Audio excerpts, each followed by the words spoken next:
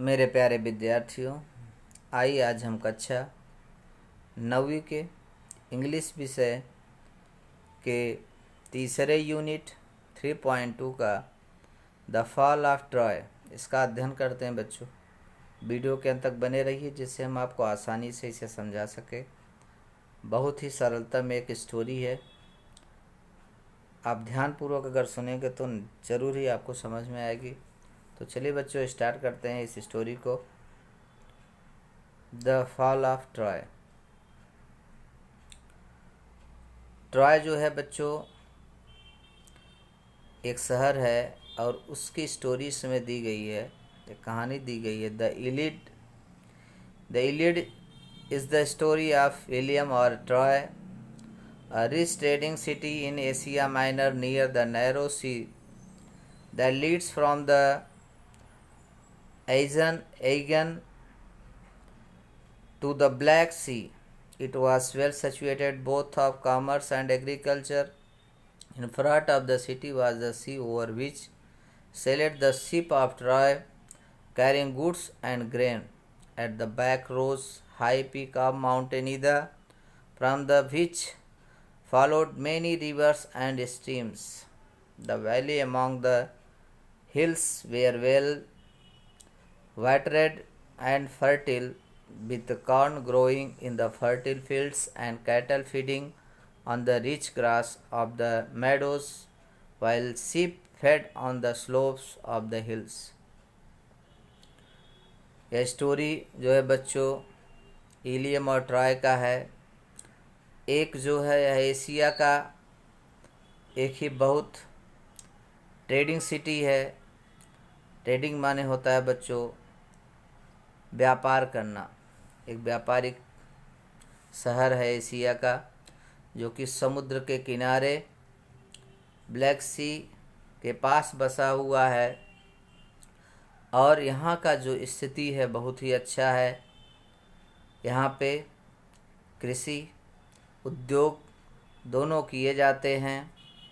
यह समुद्र के सामने है, जिसके कारण समुद्र होने से यहाँ पे अनाजों का या वस्तुओं का ले जाना, अनाजों का या वस्तुओं का आदान प्रदान करना, ले जाना नावों के द्वारा बहुत ही सरल होता है। यह जो है माउंट इदा नामक ऊंची चट्टान के पीछे बसा हुआ है और यहाँ बहुत सी ऐसी नदियाँ भी जो हैं और झरने जो हैं वह वहाँ से माउंट इदा से जो है बच्चों बहती हैं, निकलती हैं। वैलीज़ हैं, घाटियाँ हैं। घाटियों के बीच the valley among the hills where well watered of the fertile. घाटियों में खेती की जाती है अत्यधिक पानी मिलने से।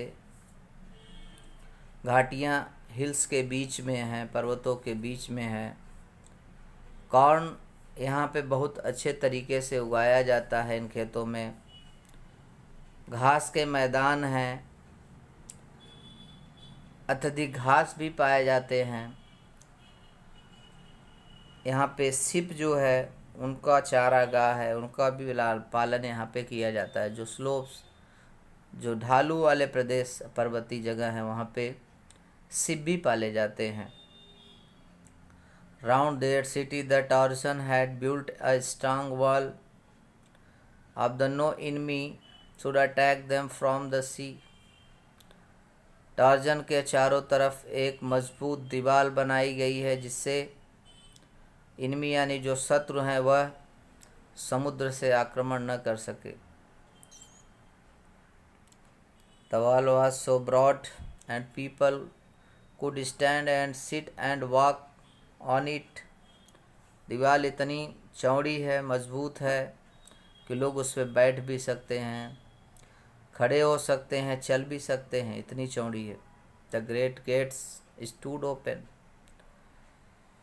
बड़े गेट लगाए गए हैं, खड़े हुए हैं, बड़े गेट खड़े हैं, खुले हुए हैं। And people could go to the sea shores outside and come in the they as they pleased. वहाँ से लोग समुद्र के किनारा देख करके मस्त हो सकते हैं, खुश हो सकते हैं। But in the time of war the gates would be closed, लेकिन युद्ध के समय अब वह बंद है। And then city was like strong forts, और चारों तरफ किले मजबूत बना दिए गए हैं शहर के, quite safe from the attack, जिससे आक्रमण से सुरक्षा मिल सके। Protected by the wall surrounding it as well as by hills behind, रक्षा करने के लिए चारों तरफ से दीवारें बना दी गई हैं, और जहाँ दीवारें नहीं हैं, दीवारों के पीछे वहाँ पे हिल्स हैं, जैसे माउंट ईदा है वह दूसरी तरफ। Thus, Troy was a strong city, strongly protected by its walls and strongly defended by its brave soldiers. यद्यपि ट्रॉय शहर था बहुत ही मजबूत शहर, जो कि क्योंकि उसे मजबूत दीवारों से घेरा गया था। उनके पास बहादुर सोल्जर्स थे, सिपाही थे। But all the kings and heroes of Greece had declare war against the Tarzan, लेकिन ग्रीस के जो हीरोज थे, किंग थे, राजकुमार, उन्होंने टार्जन के खिलाफ युद्ध छेड़ दिया था। Because Paris a prince of Troy had persuaded Helen, wife of Greek king Menelaus, to elope with him. कारण क्या था कि पेरिस प्रिंस जो थे, राजा ट्रॉय के प्रिंस जो पेरिस थे, उन्होंने हेलन को जो है वहाँ से अगवा कर लिया था, इलोप कर लिया था, यानी उठा लिया था। अपहरण करने के कारण ये युद्ध चालू होता ही had brought her to Troy. The Greek wanted to take revenge on the Troy of wrong done of Menelaus, इसीलिए वह मिलेनस से जो है बदला लेना चाहते थे। They sailed to Troy to the left side of city, वे यात्रा करके समुद्री यात्रा से वह ट्रॉय शहर के किनारे आते हैं। The Trojan to fight hard and the siege continued for the long 10 years, लगभग 10 सालों से इसी कारण टार्जन शहर से जो है वह युद्ध हो रहा था समुद्र के किनारे। The fighting went on daily, प्रतिदिन युद्ध होता था। But the siege did not end, लेकिन यह युद्ध समाप्त नहीं होता। On the one hand the Greek could not take the city को वह किसी भी बात पे वह देना नहीं चाहते थे। And on the other hand Trojan could not force off the sail away. Every day the Trojan came out their gates and the Greek came out their tent and ship and fighting went on. इसलिए प्रतिदिन वह अपने दरवाजे से, अपने gate से निकलते और वो अपने तंबुओं से निकलते, और यह युद्ध प्रतिदिन चलता रहता। Sometimes there were great battles between two armies, कभी कभी बहुत ही खतरनाक युद्ध देखने को मिलता उन सिपाहियों के बीच। Sometimes were there single fights between two great heroes, कभी कभी दो महाराजाओं के बीच, हीरोज के बीच युद्ध दिखाई देता।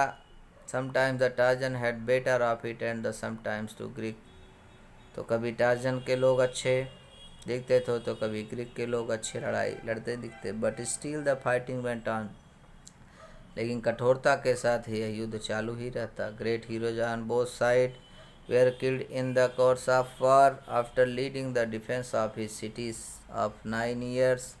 The brave Hector was the last killed by Achilles, whom the could have resist, but Achilles himself was killed later on by the poisoned arrow that entered of his heels, the only part of his body where he could be wounded.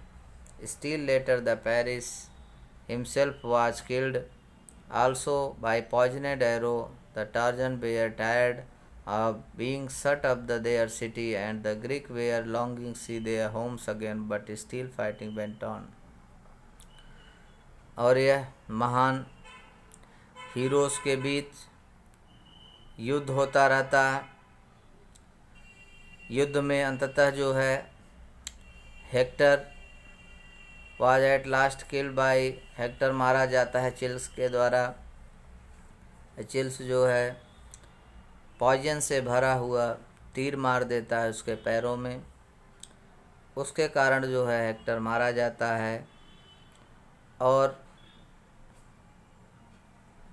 इसी प्रकार से युद्ध जो है बच्चों चलता रहता है।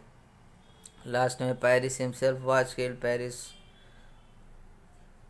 की मृत्यु हो जाती थी पॉइजन के द्वारा, उसकी भी मृत्यु होती है एरो के द्वारा, तीर के द्वारा, लेकिन तब पर भी युद्ध जो है जारी रहता है। तो बच्चों आज हमने पार्ट 1 पढ़ा, अगले वीडियो में हम आपको पार्ट 2 के बारे में बताने वाले हैं। तो बच्चों आज के लिए इतना ही। अगर हमारे इस चैनल को आपने सब्सक्राइब नहीं किया तो सब्सक्राइब जरूर करिए और अंत तक देखिए, जिससे आपको पूर्णतः समझ में आएगा। तो बच्चों आज के लिए इतना ही, धन्यवाद।